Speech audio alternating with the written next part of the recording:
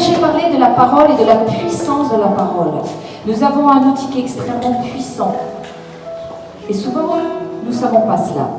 Donc quand nous parlons, c'est peut-être la chose que nous faisons le plus dans une journée, au fur et à mesure que nous parlons, nous allons ou construire, ou nous allons détruire. Nous pouvons, parce que Dieu est notre Père et c'est le Créateur. Et comment il a construit le monde? Il l'a construit avec sa parole. Et nous sommes ses enfants, nous sommes faits à l'image de Dieu. Et Dieu nous a donné cette puissance créatrice ou destructrice de la parole. Et vous savez, j'ai partagé hier, j'ai dit que nous pouvons tuer des gens. Comment nous tuons des gens par la parole? Parce que nous les calomnions et nous savons qu'il n'y a pas besoin d'être chrétien pour cela. Nous voyons dans le monde, à cause de calomnies, que les gens après, leur réputation a été ruinée, leur réputation a été détruite et se sont suicidés. Nous pouvons par nos paroles poser des actes de foi. Par nos paroles, nous allons déterminer notre destinée. Enfants de Dieu, mes frères et sœurs, nous devons prendre conscience vraiment de ces choses. La parole est tellement forte, la parole est tellement puissante. Ce matin, je voudrais vous entraîner dans un enseignement et un principe de l'autorité. Nous connaissons les autorités qui sont établies sur cette terre, mais d'où nous vient l'autorité? Parce que les paroles, quand elles sont produites par une personne qui a une autorité sur vos vies, ça a une puissance de vie ou de mort. Et de même que nous, peut-être qu'il y a des personnes qui sont placées sous notre propre autorité. Et nous allons avoir un impact extrêmement fort sur ces personnes. Nous avons une puissance de vie ou de mort, de bénédiction ou de malédiction. Et je voudrais ce matin que vous en preniez conscience, parce que quand vous allez sortir tout à l'heure, vous ne serez plus les mêmes. Vous ne pourrez plus parler de la même façon. Vous aurez vraiment pris conscience de l'importance de ce qui sort de vos bouches. Donc je voudrais qu'on reste calme ce matin. Si c'est possible de ne pas trop se déplacer, ce serait bien. Parce que le Saint-Esprit, ça dérange, ça perturbe un peu, si c'est possible. Alors je voudrais vous dire, imaginez qu'une personne qui est en révolte, une personne elle est révoltée, et elle dit, voilà, oui, il y a des lois de la loi de la lévitation. Vous connaissez cette loi dans ce monde, la loi de la lévitation. Et la personne, elle est en révolte et elle dit, mais moi je veux monter dans un immeuble et je vais sauter de la fenêtre du 10e étage. Et que m'importe, parce qu'elle est révoltée, elle veut ignorer cette loi de la gravitation. Elle veut ignorer cette loi de la gravitation. Et elle dit, je vais sauter. Et comme il y a des lois sur cette terre, il y a des chances que quand elle va sauter par la fenêtre, elle va s'écraser et mourir, n'est-ce pas? Et je voudrais vous dire que l'autorité, le principe d'autorité avec Dieu, c'est la même chose. Peut-être que nous l'ignorons, peut-être que nous ne voulons pas le connaître, peut-être que nous ne voulons pas nous soumettre à l'autorité, mais la loi d'autorité de Dieu, elle existe. Qu'on le veuille ou qu'on ne le veuille pas, qu'on l'ignore ou qu'on l'accepte, elle est là et elle va avoir un impact très fort sur vos vies et sur vos destinées, frères et sœurs. Alors l'autorité, elle vient de Dieu. Toute autorité vient de Dieu à la base, parce que nous devons dire que Dieu est la source même de l'autorité. Mais est-ce que Dieu utilise son autorité sur cette terre par lui-même? Non, pas forcément. Et ce qui va se passer, c'est que Dieu va déléguer son autorité sur cette terre. À qui va-t-il la déléguer? Il va la déléguer en premier à Jésus-Christ. Et je voudrais vous entraîner dans la parole de Dieu. Vous pouvez simplement écouter ou noter les versets si vous voulez les revoir plus tard. Dans Matthieu, chapitre 28 au verset 18. Voilà ce qu'il est écrit. Jésus parle et c'est après sa résurrection d'entre les morts. Et il va dire, tout pouvoir m'a été donné dans le ciel et sur la terre. Tout pouvoir, toute autorité, dira Jésus, m'a été donnée. Après la résurrection des morts, Dieu a délégué son autorité à Jésus-Christ. Ça a été la première délégation d'autorité. Et qu'est-ce qui s'est passé après? Jésus, donc vous imaginez en fait que Dieu, c'est vraiment la source, c'est vraiment le canal. Il y a un gros câble qui part de Dieu. Et de ce gros câble, il y a un autre câble qui vient vers Jésus-Christ, son Fils unique. Et de Jésus-Christ, il va y avoir une multitude de petits câbles qui vont venir vers nous. Il y a des personnes que Dieu met en autorité sur nos vies. Il y a notamment l'homme qui est mis en autorité. Il va être mis en autorité en tant que mari et en tant que père, et c'est extrêmement important. Et je voudrais vous lire dans 1 Corinthiens 11 au verset 13 que la parole de Dieu nous dit. C'est l'apôtre Paul qui écrit ceci: « Je veux cependant que vous sachiez que Christ est le chef. » Et chef en grec, ça veut dire quoi? Ça veut dire la tête. Christ est la tête. Je veux que vous sachiez que Christ est la tête. Christ est le chef de tout homme. De tout homme. Aucun homme sur cette terre ne peut dire qu'il n'a pas comme chef Jésus-Christ. Le chef, l'autorité de tout homme sur cette terre, c'est Jésus-Christ. Que tu le veuilles ou que tu ne le veuilles pas. Que tu le saches ou que tu ne le saches pas, que tu l'acceptes ou que tu ne l'acceptes pas, c'est pareil. Dieu est source d'autorité. Et il a choisi, il a décidé que Jésus-Christ allait avoir tout pouvoir et toute autorité. Et il a commencé par faire une délégation à l'homme. Et il a dit: « Je veux cependant que vous sachiez que Christ est le chef. Christ est la tête de tout homme. Et que l'homme est le chef. » La tête, l'autorité de la femme. Et Dieu est le chef de Christ. Et j'aime ce verset, parce que de là vont découler toutes nos relations humaines. Et c'est tellement important. Le mari et le père, c'est le premier exemple établi pour exercer l'autorité. Que tu le veuilles ou non, dans ton foyer, dans ta maison, ton mari est l'autorité. Il a autorité sur toi, mais une juste autorité établie par Dieu. Et parce que son autorité à lui, c'est Christ, et parce qu'il se soumet à Christ, qui lui s'est soumis à Dieu, oui, l'homme peut exercer une autorité parce qu'il reconnaît Jésus-Christ. Alors la femme, c'est quoi? La femme, c'est l'influence. Je vous assure, la femme, c'est l'influence. Dieu, vous avez qu'à revoir dans le jardin d'Éden. La femme a influencé Adam et elle l'a mal influencé. Mais Dieu avait souhaité qu'au départ, l'homme ait une autorité, l'exerce. Et que la femme lui soit soumise dans une juste soumission. Ce n'est pas une soumission dont nous pouvons parler peut-être sur cette terre qui va écraser la femme. La juste soumission, c'est que le mari va honorer sa femme.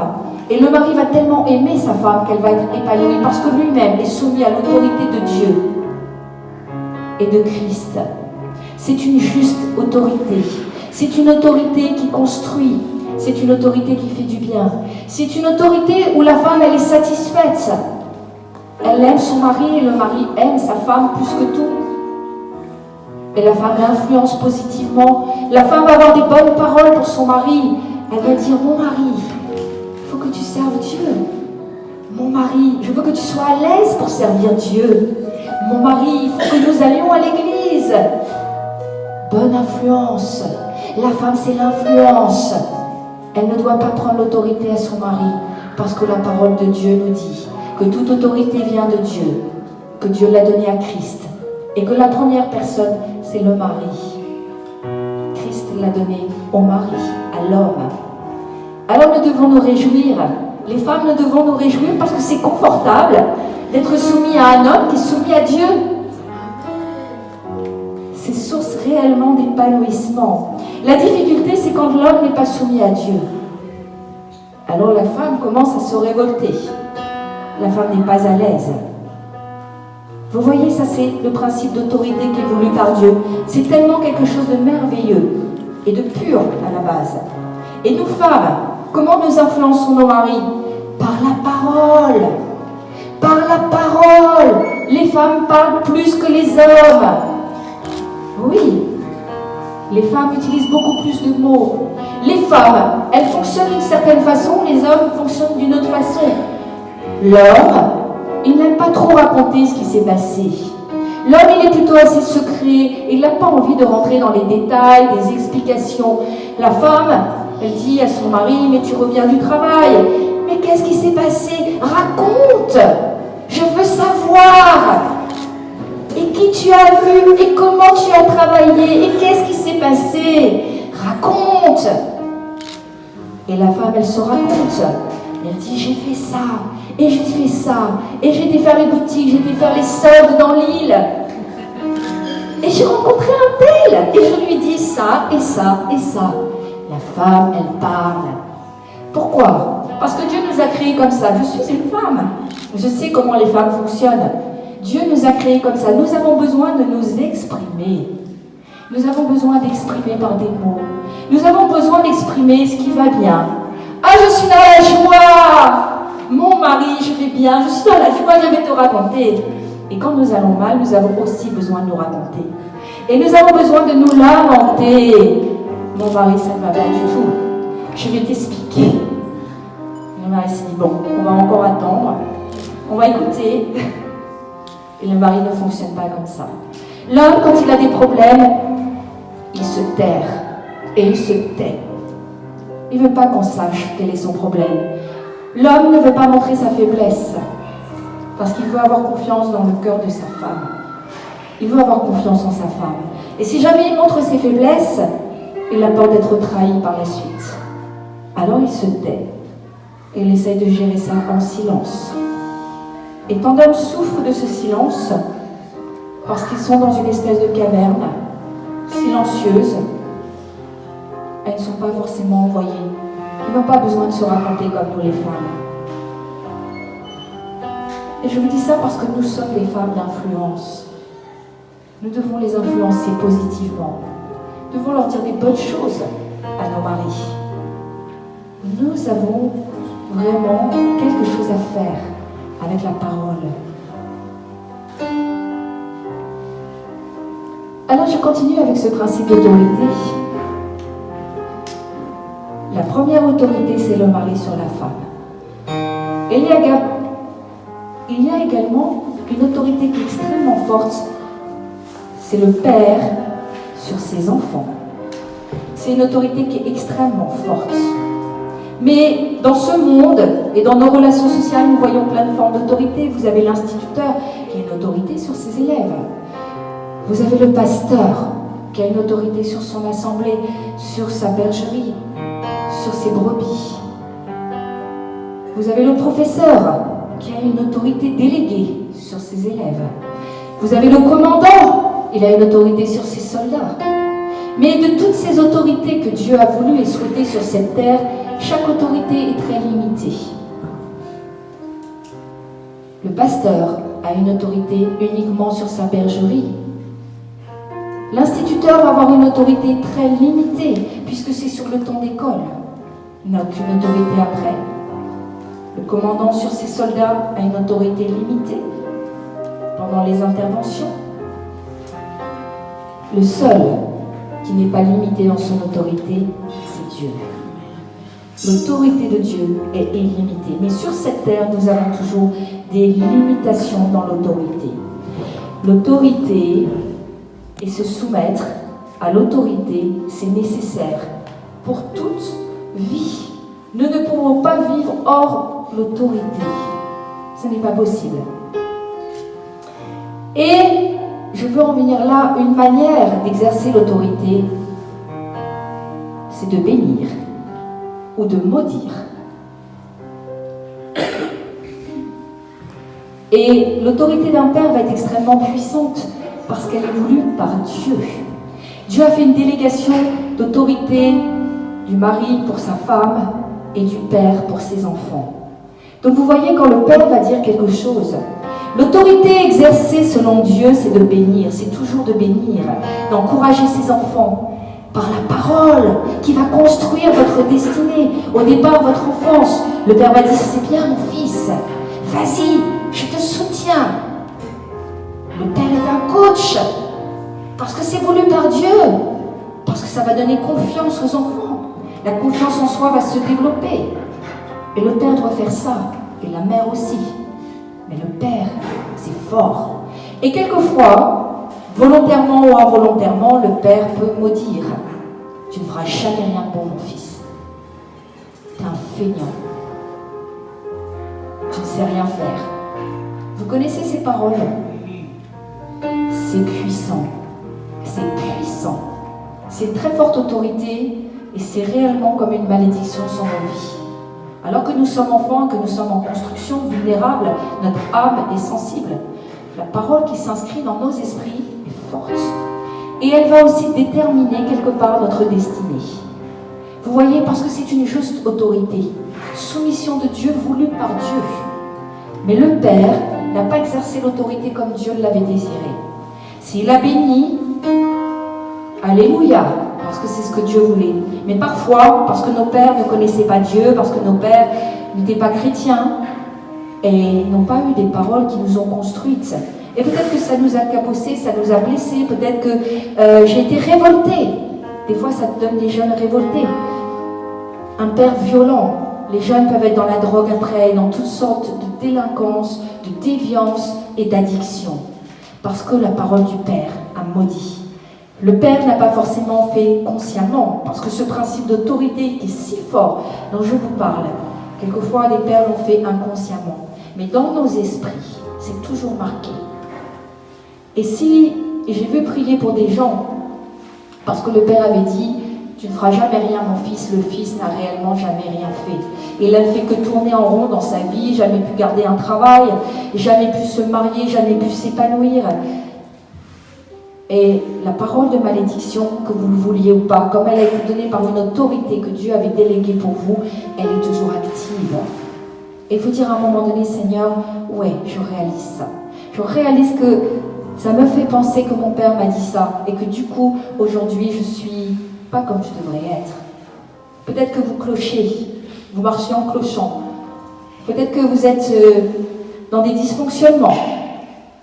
Mais ça, le Seigneur veut qu'on lui mette tout ça en lumière et dire « Ok, Seigneur, je comprends. » C'est pas... Il faut pardonner au Père, première démarche. Peut-être il n'a pas été le Père parfait que tu voulais, mais toi, tu n'es pas parfait et tu ne seras peut-être pas un Père parfait. Difficile quand on ne connaît pas Dieu d'être un Père parfait. Très difficile, impossible. Quand nous sommes chrétiens, c'est déjà difficile parce que la foi, la marche avec le Seigneur, c'est réellement une marche. Alors je sais que le Seigneur est en train de parler. Le Saint-Esprit parle à certains en ce moment même. Et ça peut régler déjà un problème que tu as et pour lequel tu ne savais pas que tu allais venir et que tu allais entendre ça. Mais il y a des pardons à lâcher. Vous savez, j'aime à dire que le pardon est puissant. Le pardon est extrêmement puissant. Il y a des pardons qu'on ne peut pas faire humainement parce que c'est trop lourd. Si tu as été maltraité, comment je peux pardonner à un parent qui m'a maltraité? Et la première chose à savoir, c'est que le pardon va te libérer toi. Dieu attend ton pardon. Simplement dire, moi je ne peux pas, mais je veux. Je veux, mais je ne peux pas. Dieu va faire le reste. Tu vas faire un pas et lui, il va en faire 99. Il connaît ton cœur, il sait ce que tu as vécu. Simplement dire, je ne peux pas, mais je veux, Seigneur.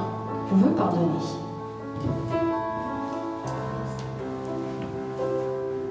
Je voudrais vous donner un exemple de ce principe d'autorité qui est tellement fort. Un exemple dans la parole de Dieu. Nous trouvons ça dans le chapitre 31 de la Genèse. Et le chapitre 31 nous raconte l'histoire de Jacob avec ses 2 femmes et ses 2 concubines et ses 11 enfants. Et Jacob va partir un peu à la dérobée d'ailleurs de chez son oncle Laban. Il était en Mésopotamie, il veut retourner en pays de Canaan, le pays de la promesse. Et Laban s'en va, et Jacob s'en va, et il est poursuivi par Laban. Et il va y avoir entre les 2 hommes une confrontation, et ils vont s'affronter.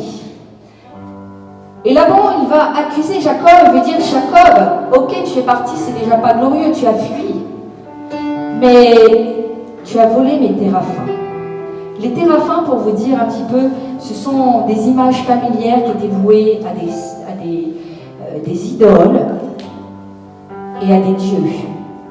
Et donc c'était très précieux pour les gens. Imaginez si vous avez des images ou des représentations et que vous vouez votre adoration à ces images, si on vous les vole, vous êtes insécurisé. Vous dites, oh là, je ne suis plus protégé.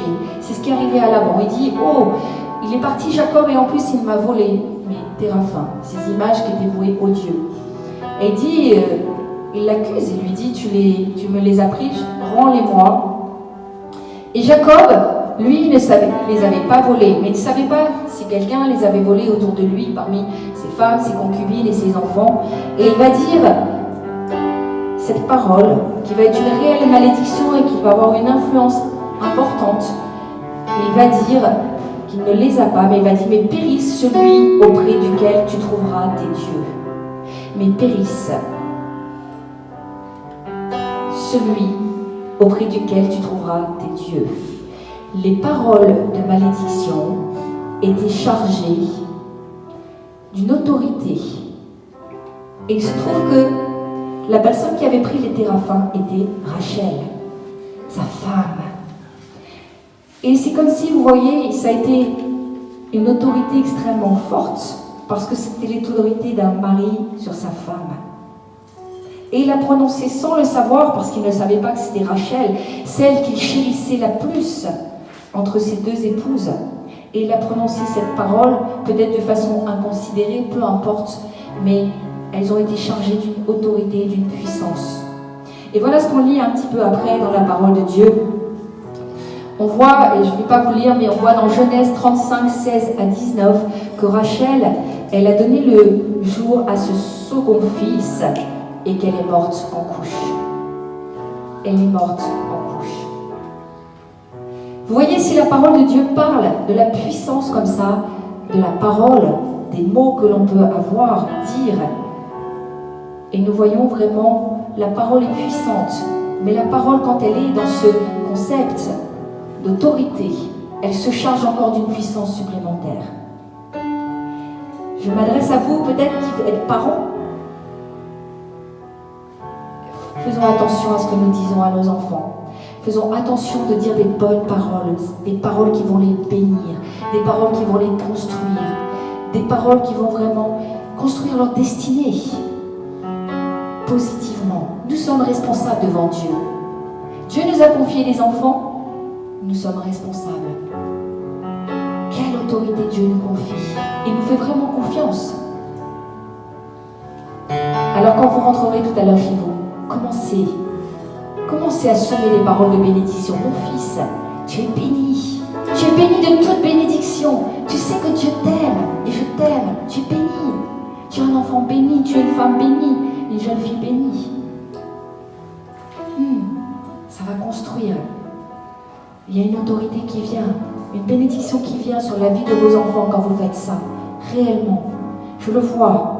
Je peux dire, comment les parents parlent à leurs enfants, quand des fois on voit les enfants, leur épanouissement, la façon dont ils se comportent. Et des fois, nous ne sommes pas assez bénissants envers nos enfants. Il faut leur dire qu'on les aime. Il faut leur dire qu'ils sont importants. Il faut leur dire qu'ils ont de la valeur pour Dieu.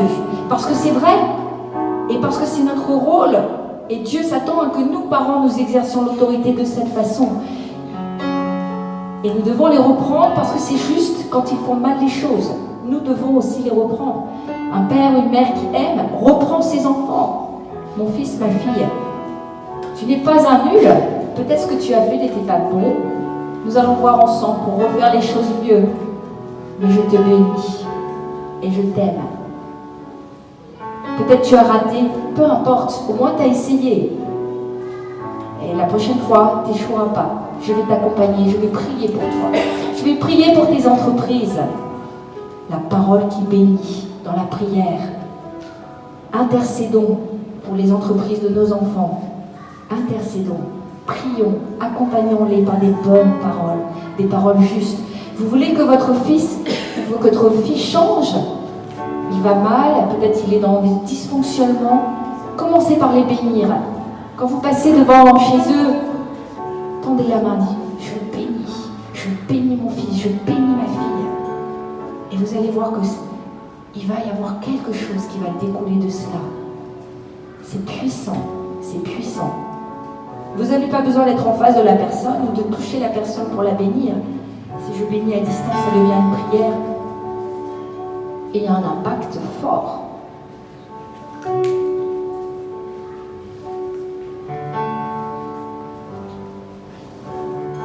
Il y a des paroles, ça c'était les personnes qui sont en autorité sur nos vies, vous avez bien compris, il y a des paroles que moi je vais m'imposer. J'ai le pouvoir de me bénir et de me maudire. Vous saviez ça? Comment tu parles de toi? Qu'est-ce que tu dis sur toi? Comment tu parles?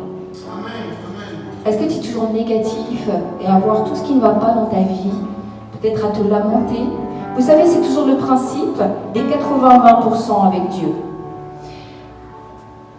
Alors que Dieu m'a béni à 80%, moi je vais voir les 20% que j'ai pas. Et je vais dire, Seigneur, vois ce qui me manque. Et le Seigneur veut vous faire changer et dire, mon enfant, regarde les 80% que tu as. Et remercie-moi pour ces 80%. Arrête de voir toujours le verre à moitié vide. Vois le verre à 3/4 plein. C'est nos vies, je vous parle de nos vies. Je peux voir la destinée des gens quand je les entends parler d'eux. C'est toujours négatif sur toi, ça bloque. Ça met des blocages dans ta vie, dans ta destinée. C'est pas le langage de Dieu. Dieu ne parle pas comme ça. Des fois, je vois des frères et des sœurs qui ont le langage de Satan. Ils sont en train de parler de toutes leurs défaites. Ils expliquent toutes les attaques que le diable leur font subir.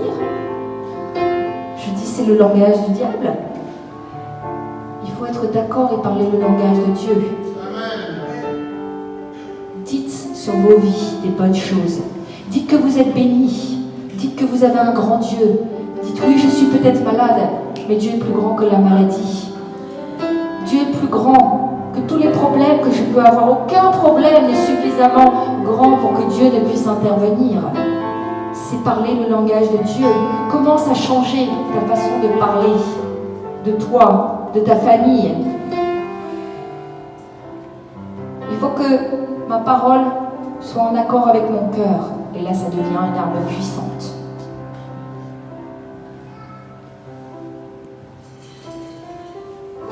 Les paroles que je m'impose sont puissantes aussi. Et je voudrais vous lire dans Proverbe 6:2 ce qui est écrit. Voilà ce que la parole de Dieu dit. Écoutez bien. Si tu es enlacé par les paroles de ta bouche, si tu es pris par les paroles de ta bouche, et Dieu dira, dégage-toi, dégage-toi. Nous pouvons être prisonniers des paroles de notre bouche. Nous avons pu amener une malédiction par les paroles de nos bouches. Mais Dieu dit, au moment où tu t'en apercevras, au moment où le Saint-Esprit te le montrera, n'aie de cesse que de te dégager, de te délier de ces paroles. Donc nous pouvons, nos paroles peuvent constituer un piège pour nos vies. C'est très spirituel, parce que la parole est spirituelle. Vous avez déjà remarqué que quand nous disons des paroles, il n'y a pas de traces. C'est spirituel. C'est un souffle. C'est spirituel. Mais il demeure quelque chose de ce que j'ai pu dire. Je voudrais vous donner un exemple. C'est dans Marc 14, versets 66 à 72. C'est dans la cour du souverain sacrificateur. Et cette histoire de Pierre, peut-être que vous connaissez. Pierre va renier le Seigneur 3 fois. Et la 3e fois, il va commencer à faire des imprécations. C'est-à-dire qu'il va commencer même à blasphémer. Il va commencer à jurer, Pierre. La 3e fois qu'il va renier notre Seigneur. En d'autres termes, il va amener une malédiction sur sa vie. Et nous savons que Pierre, après, va être frappé de remords. Et il va vraiment être très mal avec cela. Parce qu'il a renié Christ. Il a renié être disciple de Christ. Et il est repris dans sa conscience. Le Saint-Esprit le reprend. Et il est très mal. Et nous voyons un petit peu plus loin. C'est dans Marc 16, 7.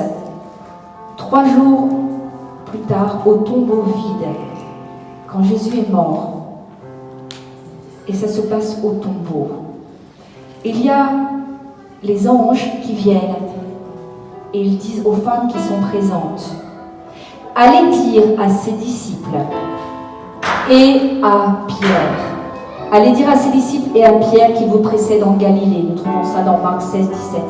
En d'autres mots, pour le Seigneur, à ce moment-là, Pierre ne faisait plus partie de ses disciples. Il avait été dans le discipulat auprès de Jésus, mais parce que lui n'avait plus désiré, en 3 fois il a dit non, je ne connais pas cet homme, je ne suis pas disciple de cet homme. Et Jésus a dit oui, et il ne fait plus partie de mes disciples à ce moment-là, par sa parole. Il ne désire plus. Et Jésus va faire quelque chose vraiment extraordinaire, et ça nous est raconté au bord du lac de Galilée. C'est toute la miséricorde de Jésus-Christ. Et moi je vais vous parler de la grâce. Je vais vous parler de l'amour de Dieu. Parce que l'amour de Dieu vient toujours quand nous avons failli. Et quand nous sommes sincèrement, nous le regrettons sincèrement. Jésus est venu. Et à ce moment-là, il va questionner Pierre. Et il va dire 3 fois à Pierre, m'aimes-tu Pierre? Et Pierre va dire, oui Seigneur, je t'aime. Une première fois. Il va lui dire une deuxième fois, mais m'aimes-tu? Pierre dira, oui, je t'aime Pierre. Je t'aime Jésus. Et il va lui dire une 3e fois. Et ça va même peut-être énerver Pierre. Il dit, je ne comprends pas. Pourquoi tu me demandes, Seigneur? Et vous savez ce qui se passe à ce moment-là? Il y a une réhabilitation de Pierre. Pierre n'était plus disciple par sa parole. Mais à ce moment-là, alors que Pierre l'a renié 3 fois, Jésus va le réhabiliter de la même manière qu'il l'a renié. C'est spirituel, c'est une leçon pour nous, frères et sœurs, aujourd'hui. Quand nous nous sommes liés par des paroles de malédiction, j'ai entendu des choses et j'ai dû prier pour des frères et sœurs qui ont dit « je ne me marierai jamais » et ne se sont pas mariés, jusqu'à ce qu'ils reconnaissent, disent « je me suis moi-même mis dans un piège et je me suis installé dans le célibat ». Et Dieu est juste. Si par ta bouche tu dis « je ne me marierai jamais », il y a des chances que tu ne te maries pas. Il y en a qui ont dit « je n'arriverai jamais à rien ». Ils ne sont pas arrivés à quoi que ce soit. Ils étaient liés par les paroles de leur bouche. Et ce que nous venons de lire avec Pierre, c'est la même chose aujourd'hui. Nous devons réagir et demander pardon, dire « je me suis enlacé par les paroles de ma bouche, je veux renoncer à ces paroles que j'ai pu dire sur ma vie ». Et demander la libération. Et le Seigneur nous libère, il nous purifie, et lève toute forme de malédiction. Nous sommes sous la grâce. Est-ce que la malédiction est toujours là? Je dirais non, parce que nous sommes bénis. Nous sommes bénis de toute bénédiction. Mais il y a des conséquences des fois de certaines malédictions qui courent. Ce sont les conséquences uniquement. Parce que nous sommes des enfants bénis. Pour Dieu, nous sommes ses enfants chéris et bénis. Vous êtes bénis, je suis béni. C'est la bonne nouvelle de la grâce. Mais il y a force de constater sur les vies, il y a des blocages, il y a des frustrations, il y a des choses qui bloquent les destinées. Et des fois parce que nous avons eu des paroles malheureuses dans un moment de souffrance. Et nous avons dit ça plus jamais. Et quand nous allons mieux, alors que nous souhaiterions que la chose vienne à nous, alors que nous prions Dieu en disant Seigneur, Seigneur, fais que je me marie, rien ne se passe. Peut-être qu'un jour dans ta souffrance, tu as été appelé à blasphémer, à jurer, à t'auto-maudire. Mais Dieu veut lever ça, te faire sortir du piège et lever ça dans ta vie. Je prie que le Seigneur et le Saint-Esprit vous inspirent. Il y a bien des paroles, des choses que nous pouvons dire sur nos vies dans un temps de faiblesse et dans les temps de souffrance. Certains peuvent lever le poing contre Dieu aussi. Et Dieu est juste. Il ne va pas t'accorder ta bénédiction si tu t'es auto-maudit. Dieu est celui qui nous protège. Il vous protège, il nous protège. Mais il y a une chose contre laquelle Dieu laisse et ne peut pas nous protéger, c'est quand nous, chrétiens, la puissance de notre parole nous fait nous maudire. C'est de l'auto-malédiction. Et ça, Dieu ne peut rien. Il te laisse faire. Nous devons nous repentir, révoquer et remplacer. Remplacer les mauvaises confessions par des bonnes confessions, c'est tellement fort et tellement puissant, c'est vraiment important. Je voudrais vous donner un exemple encore de cette malédiction auto-imposée. Nous trouvons ça dans Matthieu 27, 20 à 26. C'est le gouverneur romain Pilate. Je pense que vous connaissez ce passage. Quand Pilate va livrer Jésus contre son propre jugement, il va livrer Jésus.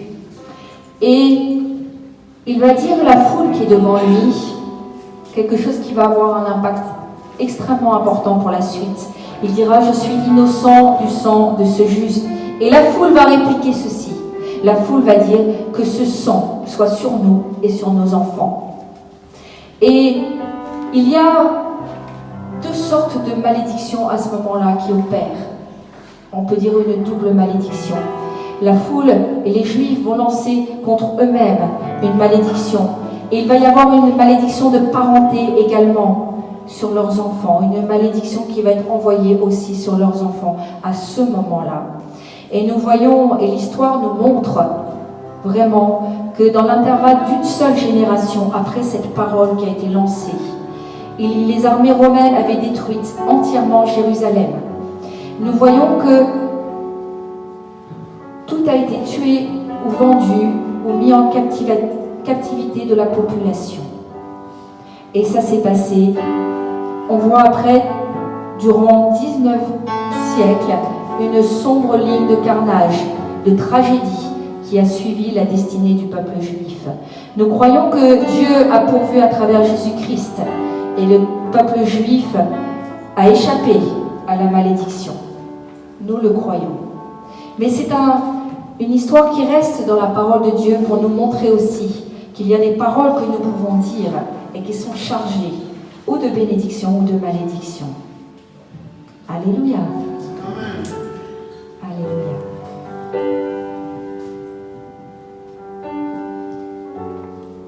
Aujourd'hui, je voudrais vous dire, frères et sœurs, ça s'applique aux chrétiens de toutes les nations.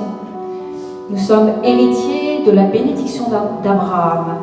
Nous sommes bénis de toute bénédiction et nous devons nous emparer de cela, réellement. C'est une nouvelle alliance inaugurée par Jésus, à travers le sang de Jésus. Et dans les clauses de cette alliance existe le droit d'invoquer la protection de Dieu. C'est un droit que nous avons. Contre des malédictions qui viennent de l'extérieur. Mais cette malédiction que nous proclamons à notre égard, il n'y a rien, il n'y a pas de protection pour cela. Et c'est les malédictions que l'on voit le plus souvent sur les chrétiens. Dieu nous protège de l'extérieur. Dieu nous protège de nos ennemis, de nos adversaires. Vous savez, les adversaires, nous les voyons. Les adversaires, ils ont ceci de particulier, c'est qu'ils sont visibles. Nous savons qui est notre adversaire, parce qu'il combat visiblement face à nous. Nous ne connaissons pas nos ennemis. Et Dieu dit qu'il s'occupe de nos ennemis. Dieu s'occupe de nos ennemis.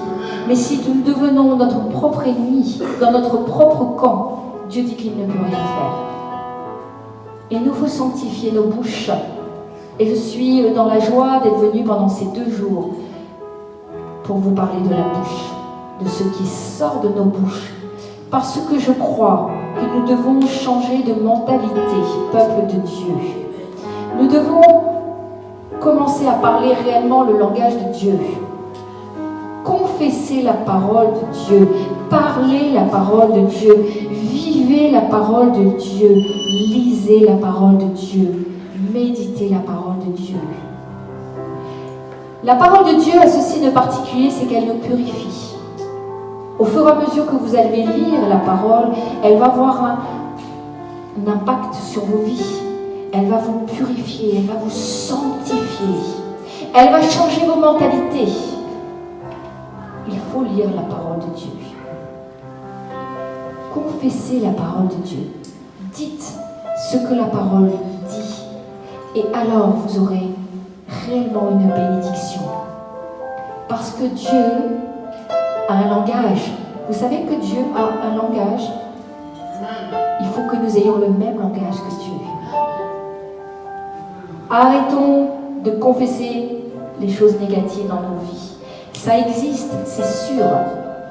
Je le sais. Mais est-ce que j'ai besoin d'en parler? Est-ce que j'ai besoin de proclamer que Satan a encore eu une victoire sur moi? Non, ça n'est pas le langage de Dieu. Si je dis que je suis malade, mais que je crois que je suis guéri par les meurtrissures de Jésus-Christ. Il y a une puissance qui agit en vous. La confession préexiste à la guérison. Je crois, je confesse et je reçois. C'est le langage de Dieu. Dieu n'a pas d'autre langage. Dieu te voit quand tu pleures dans ta chambre, dans ton intimité. Mais Dieu veut changer ta façon de parler. Dieu veut que tu sois un vainqueur. Dieu veut vraiment te fortifier. Il veut que ton âme grossisse. Mais surtout que ton esprit soit supérieur et que ton esprit domine ton âme. Ayons des prières faites par le Saint-Esprit. Oui, ton âme doit se fortifier. Oui, ton âme doit se réjouir. Ton âme doit aller mieux et être guérie. Mais ton esprit doit, lui, grandir, grandir. Et c'est la parole de Dieu. Au fur et à mesure que tu viens et que tu es aux réunions, que tu écoutes la parole de Dieu, ton esprit se fortifie. Et ton esprit peut dominer ton âme. Et après, ton esprit peut dire, ne t'inquiète pas, mon âme. Dieu est au contrôle de ta vie. Vous savez que le roi David se parlait à lui-même, David se parlait, nous devons nous parler. Ça nous fait du bien des fois. Ne t'inquiète pas, mon âme. Tout va bien. Parce que Jésus est au contrôle de ma vie.